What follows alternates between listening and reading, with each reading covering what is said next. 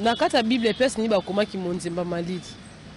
parce que c'est vrai, le Saint-Esprit peut t'inspirer, mais maman, étant pasteur, il faut toujours baser la Bible. Donc tu dois rester dans la Bible. Parce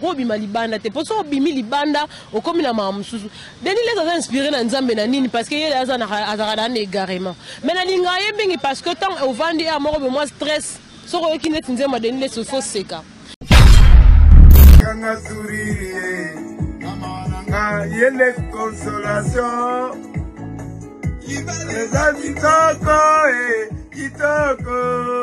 kitoko bolingo kokotoko kimonzemba malili minyoko ekonyonga. Alors, là, on sait parce que tu es humoriste et asika, dans le monde humoriste. Et puis, tu es prophète à Baninga. Prophète par rapport à Nini. Et là, on connaît Denis sa prophétise. On connaît Denis les prophètes na tang ya kala. Et on zone deux obeta basta de martyr et tonda. Toye bara Denis na batana. Et puis, il y a mon frère au dévoilé parce que tout ce qu'il faisait à ces moments-là, et là qui na katia bonzambete da qui na bakisi. Il a dévoilé ça tout haut. Donc, il y a la Denis les atikala jamais qu'on a pembe na nzambe. Donc, Denis n'a jamais été serviteur de Dieu. Denis n'a jamais, Nzamba Tikala jamais connu, Denis c'est un serviteur de Dieu. Oh, Nakikalawana Mouton, c'est l'Anzame Nakisi, Nzamba Oye Benden. Donc, Denis n'a jamais été serviteur de Dieu. Moi, je l'affirme et je le confirme parce que comme on a Babylon, qu'on y a au sale, les loquevins. Pour pasteur, tango yemba to yebi ba pasteur ba yembaka ba pasteur Louvre ba yembaka Moïse Mbia yembaka babilo kona yo omona que tango yo kanzembo pasteur oyemba eza ko édifier yo mbala moko tango yo kanzembo pasteur oyemba tu n'as pas besoin de prier 2-3 fois car à partir quand ya nzembo tellement que mon boko na mo eza verset biblique ozo comprendre que non nzembo eza inspiré par Dieu ce ko yebi sanga pasteur alobi nzambe pese loko prophète alobi que non qui mon nzemba malili kozala marier bien. Kimonzemba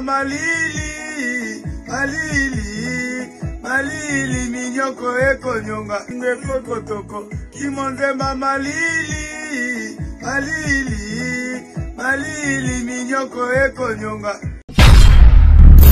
Vous comprenez, Nzamba ko utiliser yo moko pour faire sa confession ya vie na yo mais au changer de batuba découvrir la vraie identité na yo. C'est ce que Denis avait fait. Alinka expliquer batu que non peut-être que à ce moment là batu musu besoin rappeler la solution à la problème na bango mais alaka na kibonzambe te. Il a servi le fétichisme, il s'est servi du fétichisme pour asala ba miracle ya salaka. Denis n'a jamais été serviteur de Dieu en tout cas, selon moi, c'est mon point de vue. Oui, prophétie. Na Corinthiens, prophétie Zani. Et dès lors il y a rapport à édifier l'église. Et puis prophétie, il y a rapport à prévenir. Bon, il y a personne qui prophétie. Ce qu'on provision Zani. Autant que dans la Kisaka, après ça prophétie, après ça vision, après provision. Ce qu'on y a mis ça là. Tant il y a petit message voilà, provision Zani. Qu'est-ce qu'on doit faire pour que ma mort est alatée? Monique Baba t'a le coûté hein. Mais sinange. On a lobby dans ngaye.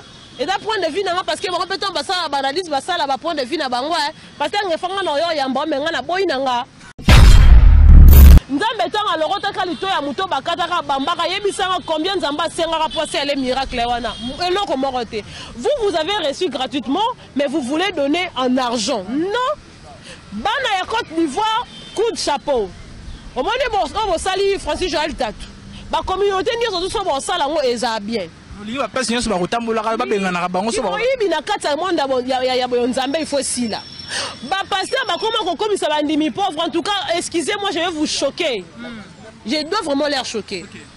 Pasteur, comme ça, magablo. Mon numéro église. Bengi non, il y a offrande du prophète au tiers. Offrande de l'église au tiers. Action de grâce au tiers.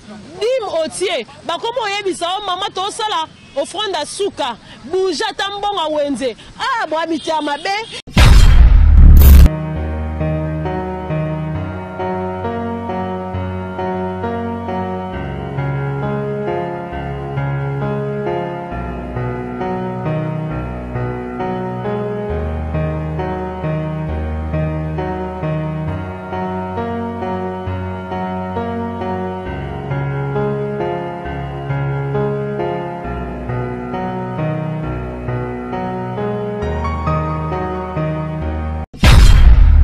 Voilà, bonjour tout le monde, bonjour chers internautes qui nous suivez sur Congo Source Télévision. C'est bien moi, votre Kevin Mohamed Saïdi. Ça a toujours été un réel plaisir pour moi de vous savoir. Tellement nombreux qui nous suivent en SNET. Merci déjà à nos fidèles partenaires. Merci à Masolo et à Banakin. Merci à Congo et à Kessé News. Et merci également à Bandeko de partout où vous êtes. Nous vous portons vraiment un cœur. Merci plus particulièrement au boss Jara Simboni depuis les ISA. Et merci à Madame Karine Kololomboni depuis les ISA également. Et merci au vieux Trésor Batanga depuis Texas. Et merci Issoussou Nachiringimbi depuis Texas. Et merci à Bandeko Nyoso. Bazarana Bisso surtout Bandeko Azor et Téléconférence Félité dans mon salon. On est au Bandé toujours voilà. On a Kosala et Ango bien. Je crois nous sommes là. L'autre reçoit la plus. Maramotali Baktu Lunet reçoit la Pépis du Kamotali Bonzambe. L'autre reçoit la Penza Mingi parce que tu es dit que jusqu'à là tu es dit l'album Pétage au tu es allé à Pasteur de Nilesi, prophète de la nation, prophète de Nilesi au tu es qui est reporté déjà 10 titres. Oh déjà il y a beaucoup à nous ça et jusqu'à là ça toujours dans le studio mais déjà ce qui fait un peu mal et le réseau inquiété moi ben de combine na la communauté congolaise ils allaient le lengeni ba composition ba chanson les ko sala ma Pétage lui on a compris que ezaki moi premier pas mais déjà ba titre muso il devait na kati wana Nzambe pesa biloko qui monzemba malili et tout comme ça déjà l'élément auto balancer bien la attaque mais ça fait tellement mal il y a comme on a mosala na Nzambe na ba casquette oyo on a ça vraiment pas si ya ming et to reçoit l'appel sous sur Kamotali Joël Francis par rapport à moi ba publication to moi na page na monene la mama déjà nous saluons la mama aux ali page ya monene na kati internet na kati ya communauté chez ko wanga na yango te et lelo a publié aux ali expédition il y a couple Tatou, donc c'est mec national aux alliés Simian et en même temps aux alliés prophète Joël Francis Tatou.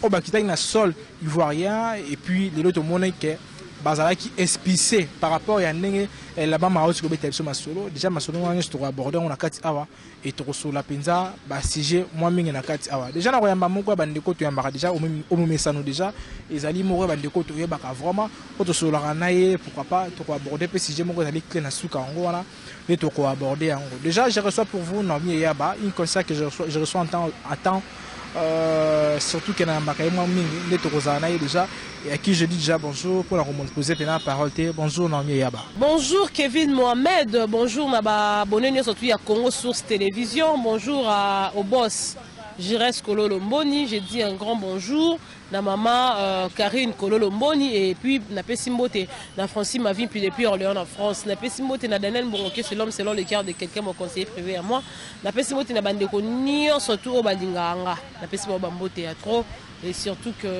santé ça va bien mais pour les bigo tomber là wana santé va bien activité ouais les activités marchent en tout cas tout est bien tout est en merveille Zambalo la aopambola quand de sola qui babivi o ezalaka ba ezalaka donc ato comme na moment est baisse il faut que le baraque tout va bien pourtant on matape au matakaka donc tout va bien déjà to kota mbama on a plus vivre yaliso na biso to so la marambo etali plus marambo prophète de Nilesi déjà annoncé qui bat album Pétage ezali goya o comporter on a plus na 10 titres déjà to le bango 10 titres déjà au total et on a 4 albums wana mais et là vous avez ça la passe vous avez la composition il y a des chansons le lengue ezali kotambola déjà to yebi Nzambe pesa biloko ni Nzambe fa pesa c'est une question qu'on se poser dans tout moment et l'autre côté sous kozala monzemba malili kozala couple kitoko bolingo za kitoko na ebité ba composition wana est-ce que ça a inspiré et pas Saint-Esprit to peut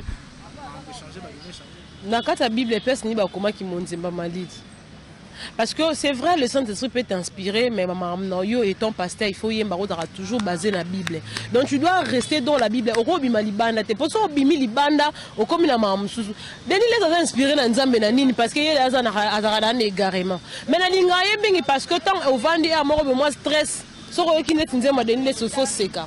Alors là on sait là parce que tu es humoriste et asika. Dans le monde humoriste et puis des prophètes prophète par rapport à Nini et là on y a Denis a prophétisé on connaît Denis les prophètes na temps ya kala et on zonde zo beta basta de martyr et tonda to yeba Denis na batana et puis yemo a dévoilé parce que tout ce qu'il faisait à ces moments là ezala ki na kati ya bonzambe te zaki na bakisi il a dévoilé ça tout haut donc elingela Denis les atikala jamais kozala pembe na Nzambe Denis atikala jamais kozala pembe na Nzambe donc ayaka kosala ligablo na ye alors le quoi azaki mutu nzamba bengaka te nde salaka que akoka ko kende ko s'appuyer na bakisi mais na kombo ya nzambe bazé belé ba pasteur oyo lelo ba sala ba mamna ba ya bakisi mais tellement que nzambe a comment riche en bonté atika bango ba utiliser kombo na ye mais lobi to lobi kuna jugement ko salama mutu na mutu oyo ba bisika o kendele donc Denis Less n'a jamais été serviteur de Dieu. Denis Less atikala jamais nzamba atikala jamais koyeba Denis Less est un serviteur de Dieu. Ayebika ke na bakikala wana oh na kikala wana mutu osela nzambe na kisi nzamba oyeba ndeni mutu azwi kisi ole peut-être atya kombo nzambe liboso ye atie kisi liboso yebisanga nzambe ayebi ete ayebi est un serviteur de Dieu te et en wana moni bible lobaka yango bien ke na tango ya suka bokoyeba ba faux prophète na ba vrai prophète alors tango ya suka yango bato ba kanisa ke non il faut baser la temps moko boye pour makamuso za dévoiler non nous sommes déjà vers la temps le temps de la fin pardon tozo yeba déjà ba vrai na ba faux et ba Denis Less baza parmi ba faux oyo nzamba lobela biso ke na tango ya suka bokoyeba bango donc Denis Less n'a jamais été serviteur de Dieu moi je l'affirme et je le confirme parce que ça comme on a na babiloko yo sala lelo keva pour pasteur tango yemba to yebi ba pasteur ba yembaka ba pasteur Louvre ba yembaka Moïse Mbia yembaka babiloko na yo omona que tango yo kanzembo pasteur oyemba et donc édifier mbala moko tango yo kanzembo pasteur oyemba tu n'as pas besoin de prier 2-3 fois car à partir quand y a nzembo tellement que mon boko na mo eza verset biblique ozo comprendre que non nzembo eza inspiré par Dieu ce ko yebisanga pasteur alobi nzambe pese loko prophète alobi que non ki monzemba malili kozala marier bien azo pousser bandeko baba non alors peut-être ils ont faire face à la société mais ce n'est pas biblique bon si quand le non marambo yo sala eza na lien la Bible entre ce que Denis Less fait na marambo ya Bible il y a pas photo il y a pas match pasteur Denis Less ça dans égarement alors qu'on égarement parce que nzamba eba était dans ça la vie na c'est ça si vous avez n'a pas nini pour comprendre ngai comment nous avons prophète Denis Less nzamba eba zala que no malema to zala ba stade do kasi no que no malema to yeba Denis Less homme de nzondo no asala ba miracle atondisa ba martyr to banda oyebaka ki osela nzambe mais après tango yena ke bange na yena ba révélation yena ngo alobi na biso ke nyonso to banda osala na za kisi et plus loin ndeko ya Denis Less ya a dévoiler lobake ba lelelele maye na yoki nga beto pe na nzembo na ye lelelele maye wana eza ba invocation au fait ande ko invoquer ba esprit na bango do ba démon oyo ba sala ka ke ye azala oyo aza donc au moni lelelele maye elasi ke album oyo bien que tozo boya ngo lelo e betama e tekama ba boyo kango jango wana donc si ko tango mutu aye a expliquer biso que nyoso tuna ndo sala ezala na kisi so ngana omi e yaba na koloba ke Denis Less azala ya nzambe te Denis Less n'a jamais été serviteur de Dieu, point barre. C'est un papa que j'aime beaucoup parce que dans ma pétage, ça, la question a stressé, ou c'est déstressé. Il y a tout sur la peine, les camarades font la parenthèse en monnaie et déjà, tant au lobby, il y a une vocation. Denis Less a un vokaka, Denis Less a la mambo, a la rawana. Tant on est quoi à confesser. Papa n'a pas confessé, que non, on a négocié la pratique à ma vie.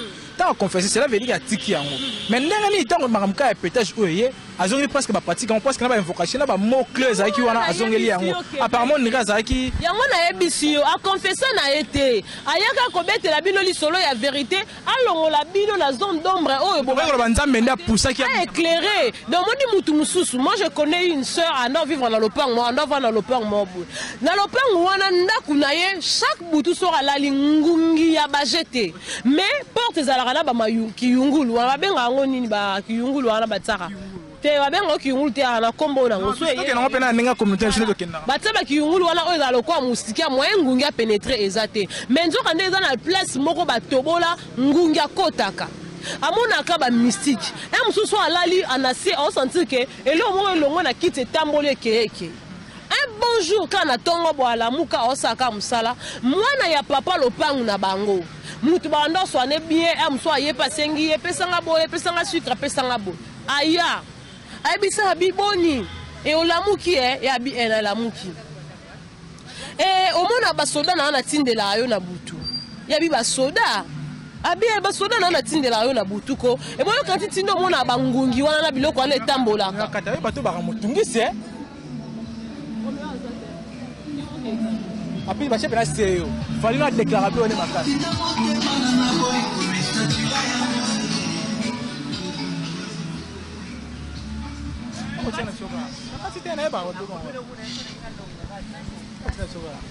On dirait pas les oreilles là. Ah oui, on montait. Tout expliquer. Voilà, là, tu as Pour comprendre, hein? pour comprendre. Voilà. Ok, remets ton kata qui va te continuer sur A. Atuni ya bien. Basoda, yabi oui, natindela yo basoda nanga. E bon yo tindo mona bangungi wana, ba yaka bele wana yo kansaka ezaka nini. Wana basoda nanga mna tindaka. Babiloko no mona batambola na butu wana ezala ngai. Mais bo makila makasi wa penza makila makasi. Yango na koka kolonga oti.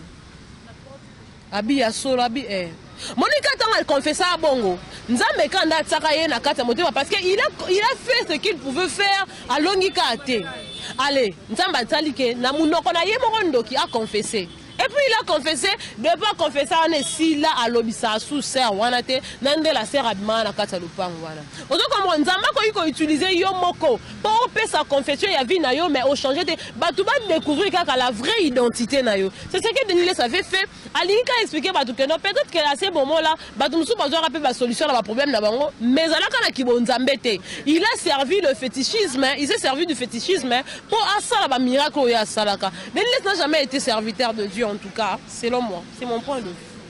Voilà, na yeba na yebi pena tetan ozoyo kalelo ba chanson ya Denis Les. Bon, ça tu as ba composition na yango parce que jusque là nanu a officialisé ba sortie ya bloc na yango te, ba chanson na yango te. Maintenant ozoyo kango ozo inspirer plus na nini. Na ko s'inspirer na nini ndeti. To péter. Péter, pétage, on péter pour le nini parce que mutu normal a ko péter te. Pour ça, péter au commis sur le niveau de l'iboma et folie. Parce que quand on parle de pétage, on fait allusion à la folie. Parce que Moutou comme à la folie, tandis que Moutou, il faut la maîtrise en soi. Quel que soit le problème, tu dois te maîtriser. Maintenant, quand toi tu me demandes, il y a qu'on péter, on péter par rapport à ni parce que pétage et la folie. Pétage et ça, la makamou, son raisonnement. N'a pas s'inspirer na nini. Qui m'ont dit, à quoi ça m'aide? Donc yo lingolo bana batu que non ata bano amike baza ba monzemba te il faut pas kende ko luka ko s'engager parce que il faut pas kwanzara bango déjà et là ba chanson oyo ezo bebisa mère si on peut dire pourquoi soit pasteur oyemba mais sans une danse au bobine na pétage na bato ya sali casting le roi bato ba figurant na clip tu comprends que na biloko bata maboma. Alors, yebisanga à quoi cette chanson va m'édifier, toi à quoi l'album va m'édifier. Donc, au moment où Luka ko sala et là comme moro na sentiment, on l'a dit que dans ça l'album il y a 10 titres. Alors, on a 10 titres dans ça il faut nakata, moyo kinamte, boko yo ka ba récréative ba mame rofinga la banzembo. Non boyo kité. Boyo ka penza ya somo e lo ba nakata banzemba Denis Les. Donc le pasteur Denis Les, moi je regrette beaucoup. Oza papa on a respecté aming pe na linga aming mais modèle aux autres kendele na biso boete. Balongo la bango ka komba prophète hein. Batsaika comme ne mutuka simple le quoi tout le monde to comme benga ta papa Denis Les. Pour permettre à biso au moins aux acalès, pourtant on ça l'analyse bah on est dans on est mais aussi longtemps on a encore reporté étiquette wana il y a qui prophète. Et ben on peut s'habituer ce côté bêta mabaku. Et d'ailleurs, n'a eu aucune information qu'il n'a jamais été consacré étant pasteur. Nous t'avons dit à Zalate. Ngala tika la batik, ya yeb sabi sur le niveau de ça la confession religieuse. C'est qui le père spirituel il y a Denis Les? Qui a consacré Denis Les comme prophète? Nani a consacré Denis Les comme prophète? Aïe la biso au moins la personne qui l'a consacré le coup la prophète. Aïe la biso au moins comme il y a père spirituel naé et nous allons comprendre que non, bah consacré pas Moutingane. Bon, naïbité, bah pasteur, bah communauté à bah pasteur. Est-ce que vous reconnaissez au moins Denis Les c'est ton pasteur? Bah ebisabiso. Pour moi la yébité, Denis Les va consacrer wapi na neni ne paye pas nan. Aïe la biso comme ça on va confirmer que Denis Les est dans la serviteur de Dieu. C'est un mouton qui tient le ministère intérieur tia zo loba. Denis Les a mouta courage, mouta yemi pétage. Yemi courage à Denis Les. À quoi y a pena bimiso na ndaku ya remplacer comme on va na mwasi nao. Alors courageux. Dans le commun, la vie appartient aux violents. Le royaume de ciel, ce sont les violents qui s'en emparent. Ceux qui peuvent s'encourager, il y a un peu de laisser ça là. Donc, on dit que le quoi donc créé bon, dans le courage, dans pas au comité de Denis Les. Mais en vrai dire, Denis Les n'a jamais été consacré comme pasteur ou prophète. Si on a lobby à l'Okuta, il faut y aller là-bas prévoir à la Sengi. Oui. Ah, mais oui. Oh, professeur religieux, je dois reconnaître. Professeur religieux, je dois reconnaître. Au moins, les pasteurs, on a tellement que les pasteurs responsables et sérieux, ils ont une déclaration de quoi a été. Ce que tu as dit, au moins, les pasteurs, un pasteur reconnu comme pasteur, mais ils ont un pétage. Mais on a la vérité. Mais tellement que. Mais il faut que il faut que les gens tozala non bien toloba non vérité pour ngefa oui ada prophète prophétie nini déjà ngefa pesa et simba pe batu ba mona ke donc ngefa mutalobi yo ki prophétie ma stade des martyrs abika stade des martyrs ba kufa marambe pele bien le bien ba beba naza ezala ngo déjà normal stade de martyrs on va pesa ngo stade de martyrs pourquoi parce que batu ba kufa ka donc ezala ngo normal même na concert à Wenge pour passer la bino bilan mais so ba passer la bino vrai bilan on reconnaître que ezaki na ba blessé ezaki pe na ba kufaki ezaki pe na ba dégâts au salamaki et dans normal il y a beaucoup de gens et surtout quand il s'agit de musiciens on ça na bona kisi batu ba kufaka pour ça on a besoin de sacrifice à makila ba l'écoute et beta batu ba kufa bon musique ah on est là moi bon ni asune ka réalité moi existera Azua du coup a appelé Sabino le roi prophétie on a prophétie on dit prophétie na Corinthiens prophétie zani et dès loko il y a rapport à édifier l'église et puis prophétie tant il y a rapport à prévenir bon il y a appelé ça qui prophétie ce qu'on provision zani pourtant nous avons malakisaka appelé ça prophétie appelé ça appelé vision appelé provision ce qu'on y est bisanga tant il y a appelé ce message wana provision zani qu'est-ce qu'on doit faire pour que ba mort ezalate monique baba ta lokuta hein ba mesinange ngala lobi na ngai et d'un point de vue parce que on peut tomber ça banalise ça là point de vue na bango parce que ngefanga na yo yamba menga na boy nanga mais oui on mi bongise ni na boy nanga inazala nga sensé on dit matin bo bango ba ndima batu nyoso denile sa boy ba musicien ce ko yona comme musicana on sentir pema ya koza musicien et comment yemba ba bêtise boyemba oyemba voilà non mais ya bato me tourner moi parenthèse to ko ta déjà na moi Jolie Francis Olelo page ya la mama et puis les biso information ezaki non ba expliquer couple Simian to ba couple national parce que les autres mo benga couple Simian to couple tatu na chebe na bongo na ngala ke bena couple Simian na Jolie Francis Tatu couple tatu kasi couple tatu couple tatu pour ça bi couple Simian babi moi ça zo akombo mobile au moins même balor mbongo wana bazo ba komba mibali atomona kanani oyo mama onani o asala ba pétage onani komo enani madena Tedena te moi so nanyo. Comment est nan? C'est peut-être nan. C'est un roba ou de retumba babilo na nani comment est? Maman Lydia. So tali kombo na ya mboka eza mbal na e. Ya kombo nete. Ebela ba pasteur. Ebela ya bato yo yebi ya basi. Ba kombo ebima liboso ya ba kombo na bango personnel eza ba kombo mbal na bango. Même nango siko couple to ke nango siko couple directement to bongisa mbala moko rectification salama. Moi sinda so kombo. To ke rectification salama maman nga na zongi na ngai na zongi. Déjà tout son est-ce que mahamke non couple tatu o bazaki spécial na Côte d'Ivoire o déjà bandeko ya communauté ivoirienne ba yoka déjà masolo ke non consultation pour na bango ezara il faut futa mbongo plus ezara mbongo moko pena ya likolo. OK. Basali bango bien. Na CP comportement na bino ba ivoirien ceux qui communauté congolaise to ko adopter pe système o eza bien pour biso to bilanga ba pasteur na logique de choses ba pasteur ba cause na mbongo ko leka biso bandimité na logique de choses pasteur azawana biso toza bato bango ba te ya biso bénédiction mais ce qu'on tali la plupart Yabaka, ce sont des pasteurs qui sont de riches que les bandimi. Comment tu peux croire à ça? Alors que ce sont eux qui à biso bénédiction, il faut ça la pose à la béni, il faut ça la pose à saboé. Mais ba pasteur bango moko baza beaucoup plus riche que biso bandimi. Toi ba magablo la binoté, bana Ivoire, ya Côte d'Ivoire, boza penza bien, communauté congolaise, il faut tout qu'on appelle à niveau wana. Comment mouton ça la prophétie a apporté solution et pas moutou.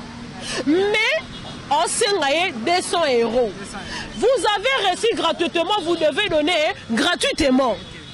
L'ilomba nzambe était kamakala mbongo te. Délivrance était kamakala mbongo te. Nzambe tanga lorota kalito ya muto bakataka bambaka yebisanga combien nzamba sengaka poser les miracles wana. Eloko moko te. Vous avez reçu gratuitement mais vous voulez donner en argent. Non. Bana ya Côte d'Ivoire, coup de chapeau. Au moins bon sali Francis Joël Tatu. La communauté n'y a pas de salaire eza bien. Il va pas signer sur la route ambola ba benga na bango so ba. Il na kata monde ya nzambe il faut si là. Ba pasteur ba comment comme ça bandimi pauvre en tout cas excusez-moi je vais vous choquer. Je dois vraiment l'air choquer. Ba pasteur ba comme ça bandimi magablo. Mon ndimi ok église.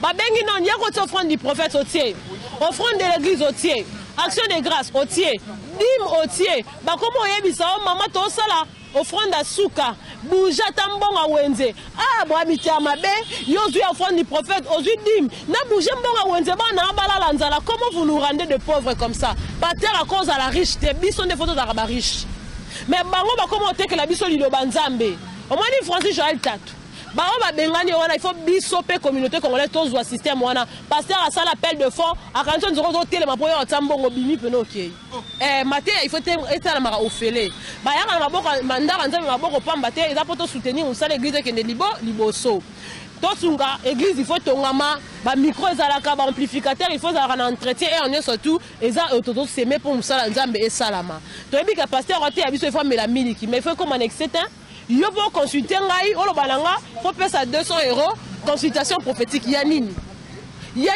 parce que nzambe a pesa yo don wana osomba ngona mbongo te si réellement tu es un enfant de Dieu osomba yango na mbongo te mais comment nga il faut tekela ngango ezaki ndoki boko banda ko bimaka na mpoisa communauté ivoirienne ndenge bosali bongo bosali bien biso pe communauté congolaise faut emboîter les pas ainsi que d'autres communautés comme ça qui moyiba ba pasteur ici là. C'est ça. Voilà, mais déjà, toi, mais déjà au clôture parce que déjà, moi, les colons ont menacé Bissot. Merci beaucoup. D'abord, Ivoirien. D'abord, Bengani couple wana. D'abord, Sangani conglomérat, Batoumo, Fiba Mbongo. Jamais. Et si me souté. Kevin, au moninga, na problème, na problème, na mosala nzambe nyo surtout à ça la nzambe na ndenga mabe. Na problème na mosala nzambe nyo surtout oyo ateyaka ba banzimi repentance te ateya banzimi il faut bopambwa ma il faut bopesa oyo na colère na bango il faut oteyaka mateya oyo ezozongisa mutu na nzela bana nzambe belé beaucoup de chrétiens botambola na kati ya kibondumba mais ba pasteur na bango bayebi ke oyo azalaka ndumba bazongisa bango na nzela te ba pasteur ebele banzimi ebele bazotambola na kimotema mabe soko tali la plupart ya bato ba mitema mabe ce sont les chrétiens mais ba pasteur bazawana au moins na pasteur ça m'a pour appeler suspension le croix d'un partenaire privé à pasteur moi appeler suspension exacte vous comprendre nazara contre la pasteur nyo soto ba ya roté kalido banzambe alors que bazo ofele il faut pas payer ça ofele le roi va Francis Joël Tatu consultation 200 €, banque nous rapport voilà donc le tirer rapidement parce que mon appel Zolia Bisso dans moi les colons des hommes menacés Bisso déjà donc le tirer Era Ramsès neutralisé. Néné déjà n'a été comme acharnement. Néné a un problème na era. Un problème personnel pour era baro autobolé libé la les roi Momboya. Alors autobolé libé la les roi Momboya la fouchette. D'abord le problème d'abord personnel. Néné a promis abisora non yana ba audio non yana ba vidéo mais à la fin de compte tout le monde a ngoté. Déjà Adam moi c'est moi boya lokuta bonga pona bana ba cité néné ya ozana moi lozobo ko la soyo maman za lokuta c'est que moi n'a pas encore lokuta parce que donne ce qu'on a. Si on recevoir éducation bien té au peut ça peut gagner éducation ya bien té na bana. Kala ya raté pe naza ngobe déjà taper vidéo bimi dans un aposo mo na ngoté. Donc era lemba ezakutu babima nenga yo ki mefi mutakala era lemba nene ya nakati za problème a nene ya nakati ko lemba ya mutakala era eza wapi pour za mobali o to msaza mobali ya mutu so pas za mwasa mutu etali nene ya nani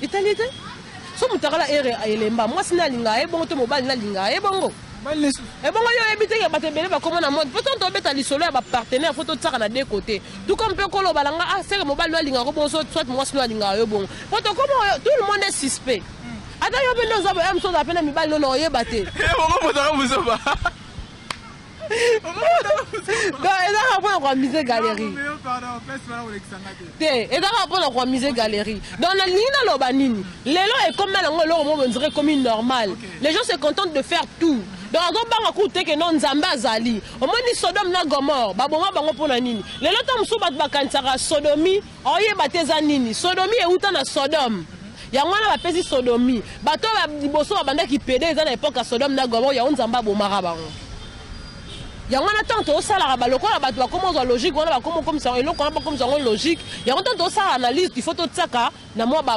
hypothèse wana et ça bien donc nene ya lelo on a communauté congolaise to komisa bolumbu ko la monnaie courante et ça ba biloko mo to ke la ngo sousonité mais on a kala po muta beta ta lisolo ya nidité et da ki passe omona keno eloko ezo na lobi yango ebimisanga impoli mais lelo ba biloko o ba kombo ya ba biloko ezaka sensible et comment makoloba manango tout sans crainte oza ko ko banga te ke muto na pembe na nga ko za na âge élevé kenga to comment lobango tout bonnement devant les gens or c'est pas bien donc na minute honnête nga personnellement na mona te nibité ya muto ko apporter ni na vie nanga ah bible lobi okoyi ko mona bolumbu ya ndeko na yo te bible lobi yango ko mona bolumbu ya ndeko na yo te c'est une malédiction mais biso loto comment so ba publier mutu ngani tindelanga tu as era bat bazo lukangwa ouais be luka poani parce que ba bi era mutu munoko mobala tembe suki sana kati internet ce que on va publier il y a ba finga ba tebeleti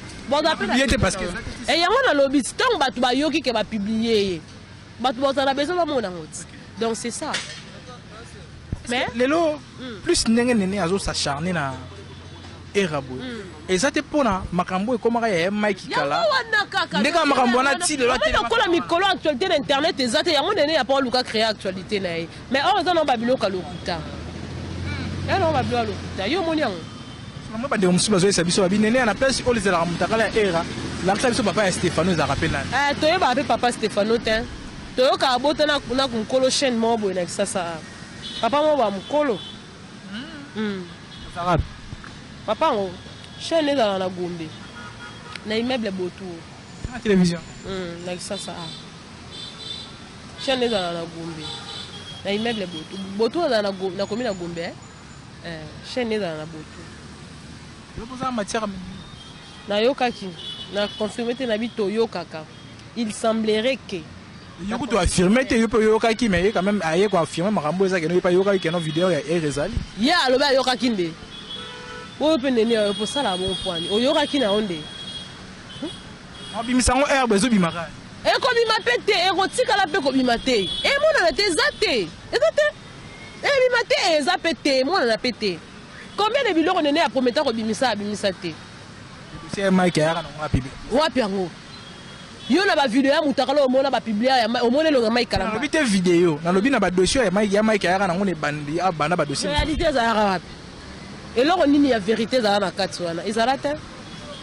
autant yo bandi dossier faut sortir na sou comment ta kata wana nzela c'est que eloko ya solo ezala wana te voilà na mi ya ba to komi na souka message pour bandi balandi parce que to courir derrière ngonga et puis to kabana bon tellement que to beti ba solo mingi ya bana nzambe na ba pasteur ba ko sabatu en tout cas tous à cas prudent tous à prudente tous à maele tous se laisser manipuler par ba sala nzambe te biso to ba magablo na bango te biso to ko ndima to kufa pauvreté pour to voir misa ba pasteur ezala te soko te da mabonza oyo kende na mpotsa mabonza ekoki so ba bi bouger mo awenze ko bouger te poser ya ba no fe walia merci beaucoup et si vite. Voilà, c'était là, non mais comprenez un peu les arguments, bien sûr, il y a surtout Yamani et ça la moi bon déjà. Merci déjà Maneko Bazui Bakwa pour la biso de partout où vous êtes. Je crois que nous vous portons vraiment à cœur, que nous rabino penza na mutema moko et surtout que Tolunga Rabino Makasi et Nzambe Abate la biso. Et merci au boss Jara Simboni, merci à madame Karine Kololo Mboni, merci au vieux trésor Batanga, ça est fort penanalia atapona lelo et que ça la bien. Merci na Chiringi depuis Texas également. Merci à Christy Wantina, bien que piraté mais quand même rétabli à son ligne normale. Merci à Junior Moana, Moana State ya Tongo, Moana State ya Solo. Et merci à vous et merci Lissusu na Voli Kabouikou, je crois na Zongelo Lelo, mon ami, mon frère Naebi ke père Auto Tikabiso et tous à la wana pour na kozala wana pour na ko compatir na ko biso Voli Kabouikou. Naebi ke père Atikaki biso, bakundaki père, ba lobby na ba London City. Et nabi ke de kozongela pena boulot kozongela makambo nyonso ndenge ezalaka déjà ba courage na yo nabi kozaka homme fort zongela makambo ndenge ezalaka kosala biso vraiment plaisir à trop biso mona nimba la sima avec un nouveau numéro et d'ici là portez-vous bien, bye bye.